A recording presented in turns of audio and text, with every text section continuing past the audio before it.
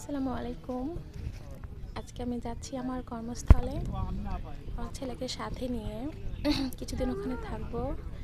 আর এটা হচ্ছে যমুনার চর। আমি অলরেডি নৌকাতে পার হয়ে এসেছি এপারে, কিন্তু আরিয়ান অনেক সি সি সি বাবা ছোট পড়ে বাচ্চাকে যাবে। নিয়ে হেঁটে যাওয়া আসলেই সম্ভব না। এর জন্য একটা বাইককে ফোন দিয়েছি, তো উনি আসবে। আমাকে একটু ওয়েট করতে বললো।